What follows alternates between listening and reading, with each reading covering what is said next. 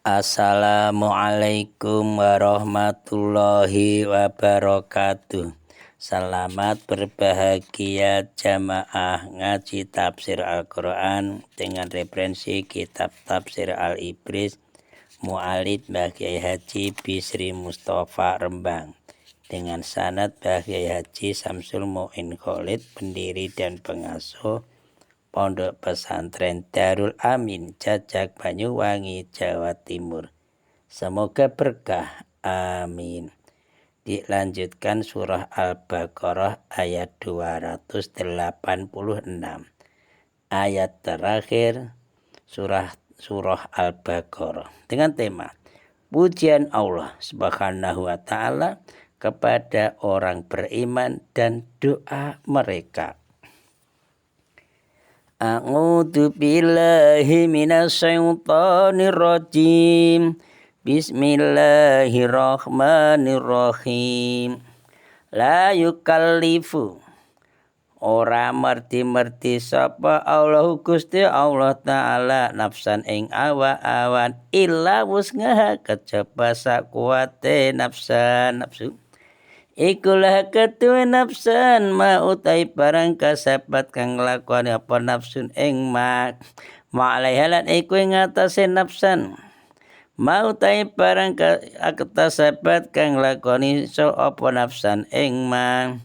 Rabbana duh pangeran kula la tu'akhidna sampun nuntut panjenengan ing kula innasina lamun lali kula ahtona utawa luput kula. Rabbana tuh pangeran kula wala takhmil lan mugi sampun momoti panjenengan ngalena ing atase kula. Doanya orang yang beriman. Isron ing abad kama khamal tahu kama kaya barang khamal tahu kang momotaken panjenengan ing mah ngalalatina ing atase wong-wong akeh min keplina saking sadurung kula.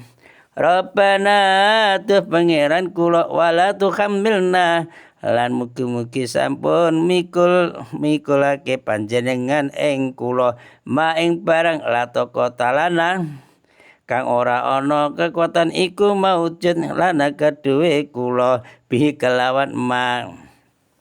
Wa fulan muking lepur panjenengan ngana saking dosa kula amin amin amin. Wa ghfir lan mukiyo ngapura panjenengan lana dateng kula amin. Warhamna lan mugi-mugi melasi panjenengan ya Allah ing kula amin. Anta utai panjenengan ika maulana bendara kula. Fangsurna mugi-mugi mitulingi panjenengan ing kula ngalal kaumil kafirina ing atase kaum kang kafir kabeh. Ayat 286. Di dalam mencapai tujuan hidup itu, kita sebagai manusia, manusia siapapun, diberi beban oleh Allah. Bebannya itu sesuai dengan kesanggupannya, kemampuannya. Mereka, manusia juga kita, diberi pahala lebih dari yang telah diusahakannya. Nah ini nikmatin. Dan mendapat siksa seimbang dengan kejahatan yang telah dilakukannya. Kalau salah, balasan seimbang. Kalau baik, dilipat gandakan pahalanya. Alhamdulillah, nikmat Allah. Amal yang dibebankan kepada seseorang manusia hanyalah yang sesuai dengan kesanggupannya. Agama Islam adalah agama yang tidak membebani manusia dengan beban yang berat dan sulit. Sebab apa? Agama Islam adalah agama yang mudah, ringan, dan tidak sempit. Itulah asas pokok dari agama Islam. Allah berfirman dalam surah Al-Hajj ayat 78. Dan dia Allah tidak menjadikan kesukaran untukmu dalam agama. Surah An-Nisa ayat 28. Allah hendak memberikan keringanan kepadamu karena manusia diciptakan bersifat lemah. Surah Al-Baqarah ayat 135. Allah menghendaki kemudahan bagimu dan tidak menghendaki kesukaran bagimu. Kemudian Allah Subhanahu wa taala menerangkan hasil amalan yang telah dibebankan dan dilaksanakan oleh manusia, oleh kita, yaitu apa? Yaitu amal soleh yang kita kerjakan, maka balasannya akan diterima dan dirasakan oleh kita sendiri berupa apa? Pahala dan surga. Amin. Tapi sebaliknya, perbuatan dosa yang dikerjakan oleh manusia, maka hukuman mengerjakan perbuatan dosa itu akan dirasakan dan ditanggung pula oleh mereka sendiri, orang itu sendiri, yaitu siksa dan azab di neraka, ya tanggung sendiri. Ayat ini mendorong manusia, memberi motivasi pada kita agar mengerjakan perbuatan yang baik dan menunaikan kewajiban yang telah ditetapkan agama Islam. Jadi ayat ini memberi pengertian bahwa perbuatan baik itu ialah, catatan ini, perbuatan baik itu adalah perbuatan yang mudah dikerjakan manusia. Karena apa? Karena sesuai dengan watak dan tabiatnya. Aslinya kan gitu. Sedang perbuatan yang jahat, nah ini adalah perbuatan yang sulit dikerjakan manusia. Karena apa? Itu tidak sesuai dengan watak dan tabiatnya. Aslinya kan gitu. Kan begini, manusia dilahirkan dalam keadaan fitrah suci, fitrah yang suci, dan telah tertanam dalam hatinya jiwa ketauhidan Allah Maha Satu. Sekalipun manusia oleh Allah diberi potensi untuk menjadi baik dan menjadi buruk, tetapi dengan adanya jiwa tauhid yang telah tertanam dalam hati kita, hati manusia itu, sejak dia masih dalam rahim ibunya, dalam rahim ibunya sudah ada, maka tabiat ingin mengerjakan kebajikan itu lebih nyata dalam hati manusia dibanding dengan tabiat ingin melakukan kejahatan. Aslinya kan gitu. Faktor dari dalam itu sangat kuat. Adanya keinginan yang terutama pada diri seseorang untuk mengerjakan suatu pekerjaan yang baik, itu akan memberikan kemungkinan baginya, bagi manusia itu, bagi kita juga, untuk mendapati jalan yang mudah di dalam mengerjakan pekerjaan itu. Apalagi apabila itu kok berhasil dan dapat menempati usahanya, maka dorongan dan semangat untuk melakukan pekerjaan baik yang lain semakin bertambah pada diri manusia itu, pada diri kita juga bertambah senang berbuat baik. Segala macam pekerjaan jahat ini, segala macam perbuatan atau pekerjaan jahat adalah pekerjaan yang bertentangan dan tidak sesuai dengan tabiat manusia. Jadi mereka manusia yang melakukan perbuatan jahat pada mulanya itu adalah karena terpaksa kok. Karena terpaksa. Nah, bila dia mengerjakan perbuatan jahat, maka timbullah pada dirinya rasa takut. Ya memang itu kenyataan itu. Selalu khawatir akan diketahui oleh orang lain. Apa kita berzina, mencuri atau berapa kan gitu.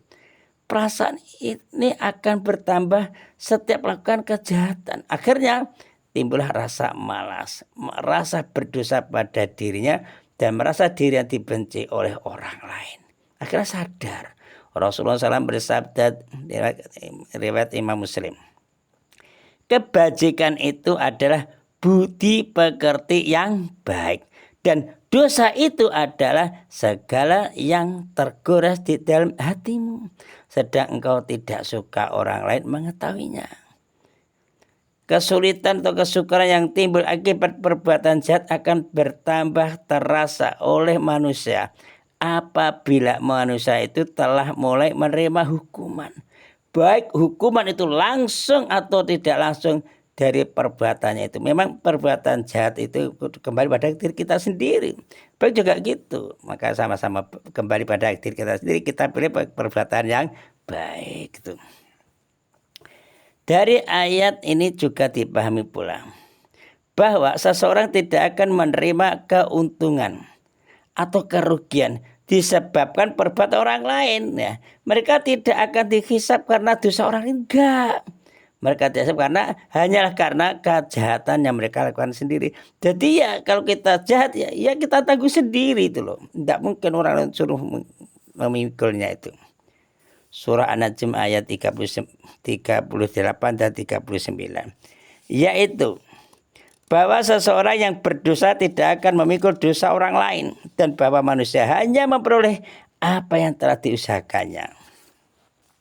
Di sisi lain, manusia bisa menerima keuntungan berupa pahala apabila sudah mati kelak dari hasil usahanya semasa hidupnya. Ya termasuk usaha manusia ialah anaknya yang soleh, yang alim, yang mendoakannya, sedekah jariah yang dikeluarkannya, dan ilmu pengetahuan agama yang bermanfaat yang diajarkannya. Ini sesuai sabda Rasulullah SAW.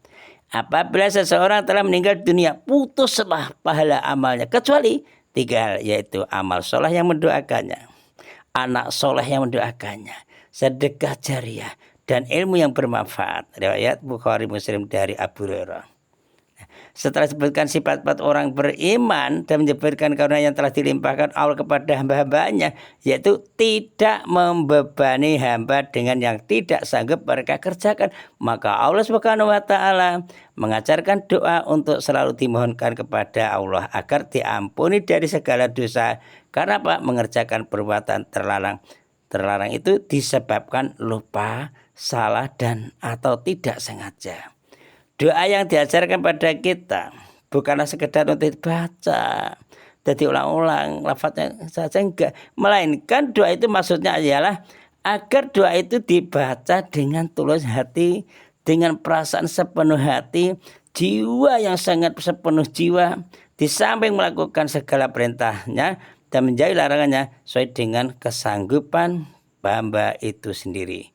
Kita harus betul-betul berdoa kepada Allah. Ya, doa itu dipahami bahwa hakikatnya perbuatan terlarang yang dikerjakan karena lupa atau salah dan tidak sengaja ada juga hukumannya. Hukuman itu ditimpakan kepada pelakunya. Karena itu Allah mengajarkan doa kepada hambanya agar hambanya terhindar dari hukuman itu. Setelah diajarkan doa ya untuk minta ampun kepada Allah dari segala perbuatan yang dilakukannya karena lupa dan tidak sengaja, maka diajarkan juga doa yang lain untuk memohon agar dia atau kita tidak dibebani dengan beban yang berat sebagaimana yang telah dibeban kepada orang-orang dahulu. Kemudian diajarkan lagi doa untuk memohon agar Allah tidak memberi beban dengan beban yang tidak sanggup kita pikulnya. Di antara doa orang-orang yang beriman sebagai berikut. Ya Allah, hapuskanlah dosa dan kesalahan kami. Amin. Baik yang disengaja maupun yang tidak disengaja. Ya Allah, dan janganlah kami diazab karena dosa perbuatan yang telah kami kerjakan. Janganlah kami disiksa karenanya. Berilah kami ya Allah taufik dan hidayah dalam segala perbuatan kami, sehingga kami dapat melaksanakan perintah-perintah Engkau ya Allah dengan mudah. Amin. Amin ya rabbal alamin. Kita sudah diberi pedoman dalam berdoa kepada Allah, memohon pertolongannya dalam menghadapi orang kafir. Pertolongan yang dimohonkan di sini ialah pertolongan agar mencapai kemenangan. Yang dimaksud kemenangan ialah kemenangan dunia dan akhirat, bukan semata-mata kemenangan dalam peperangan. Kesimpulan nomor 1 aja, doa adalah penunjang keberhasilan suatu usaha. Amin. Shadaqallahul Azim. Assalamualaikum warahmatullahi wabarakatuh.